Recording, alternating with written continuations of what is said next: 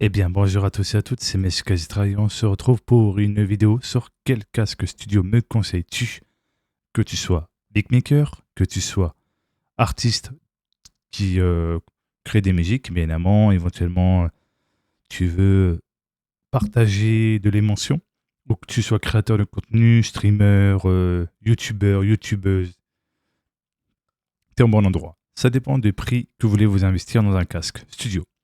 Roland RH200S pour 85 euros. Bien évidemment, ça reste un budget, mais ça reste relativement correct pour son prix. Et surtout, vu que c'est un casque dynamique, et bien évidemment que l'impédance, tout est indiqué dans la description. Très intéressant. Et surtout, vu également les retours, 5,5 sur 7 avis. Franchement, c'est quali pour son prix. Tout dépend de l'impédance que vous avez, parce que bien évidemment, chaque carte son, bien évidemment, réagit différemment de l'impédance de votre casque. Si votre casque a une grosse impédance et que, bien évidemment, la carte son, bien évidemment, ne suffit pas pour bien gérer le casque, c'est-à-dire pour avoir un meilleur volume, il faudra avoir un amplificateur, bien évidemment, pour pallier à ça. Très important. Ou soit remonter le volume sur les canaux audio. Sinon, vous avez bien évidemment un peu plus moins cher, AKG K92, qui est un casque, bon, c'est vrai que vu comment c'est la construction, ça a l'air d'être très fragile. Donc, vous avez ici la pédance 32, qui va généralement pour les portables.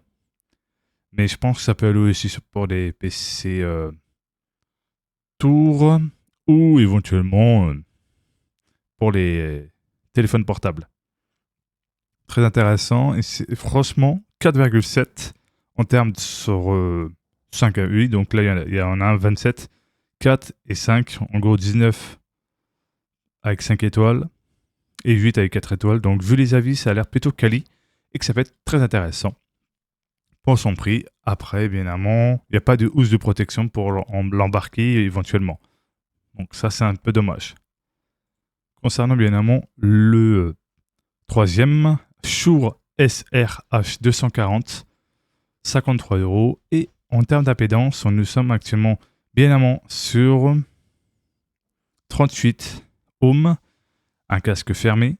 Bien évidemment, chaque casque a une différence entre fermé et ouvert. Quand c'est fermé, ça veut dire que vous n'entendez pas tout ce qui est autour de vous, ce qui fait que vous allez être à fond dans le jeu. Et qu'un casque ouvert, bien évidemment, la place sera plus ouverte pour le son et le son sera beaucoup plus présent qu'un casque fermé. Ça dépend bien évidemment de ce que vous aimez. Est-ce que vous aimez entendre tout ce qui est autour de vous, mais avoir un son très ouvert pour bien entendre tous les petits détails subtils? Ou si vous voulez un casque fermé pour éventuellement ne pas entendre tous les bruits ambiants qui vous dérangent autour de vous, eh ben un casque fermé sera très avantageux. Tout dépend bien évidemment du prix que vous allez y mettre. Ça, chaque casque a des qualités comme des défauts. Donc là, vu les avis, donc on en a un seul. Apparemment, c'est une personne qui est très satisfaite du résultat de l'ambiance au studio. Très intéressant. Sinon, vous avez bien évidemment le plus classique, le plus connu. Il date ce casque, mais il est excellent. Le Bayer Dynamic DT770 Pro en 80 ohms. Très très bien pour le beatmaking, pour les créateurs de contenu, pour éventuellement aussi pour ceux qui veulent chanter, tout simplement pour les artistes. Franchement, c'est le casque qui est très intéressant à avoir. Bien évidemment, tout dépend si vous aimez les casques fermés. Donc 80 ohms, c'est très bien pour créateurs de contenu, beatmaking, chanteurs. Par contre, si vous voulez une grosse impédance, 250 ohms, j'ai envie de vous dire honnêtement, c'est fait vraiment pour tout ce qui a un et son, parce qu'ils ont besoin d'une grosse impédance. Donc d'où la différence entre les artistes qui ont un casque 80 ohms en Bayer dynamique et ceux qui sont dans le ingé son ont besoin d'une grande impédance pour avoir beaucoup plus de détails dans le son. 80 ohms, c'est très bien, tu peux avoir des très bons détails aussi éventuellement. Tout est expliqué bien évidemment.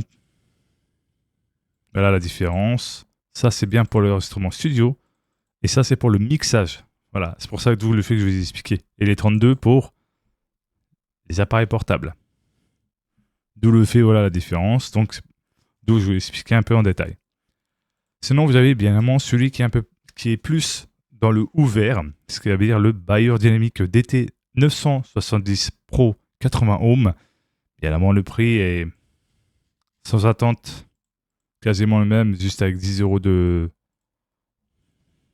plus, on va dire. Et la différence, c'est que vous allez entendre tout ce qui est autour de vous, donc d'où l'effet que c'est pas fermé, comparé à celui-ci. Et bien évidemment, le son sera plus ouvert, donc plus aéré et plus agréable à entendre les détails. Après, les goûts de ceux qui préfèrent fermé et ceux qui préfèrent ouvert, ça dépend de chacun, de chacune. Après, si vous voulez vraiment un côté tranquillité, les fermés comme ceci et comme ceci peuvent être très envisageables et très conseillés pour vous. Si vous voulez vraiment avoir plus de qualité et d'ouverture et que le son soit beaucoup plus ouvert et grand, eh ben les casques ouverts seront très intéressants. Après, vous avez les semi-ouverts. Entre ceux qui sont un petit peu fermés et un petit peu ouverts, bah, c'est un mélange des deux, c'est un équilibre. En gros, les semi-ouverts, d'où le fait le nom. Ça existe, des casques comme ça. Après, t'en as qui aiment bien les deux. Et t'en as qui aiment un seul, fermé, ou l'autre, ouvert. En tout cas, j'espère que cette vidéo vous a plu. N'oubliez pas de vous abonner, de mettre un pouce bleu, d'activer la cloche et de partager. À la prochaine, les amis. C'était Monsieur Quasitratio. Bye bye.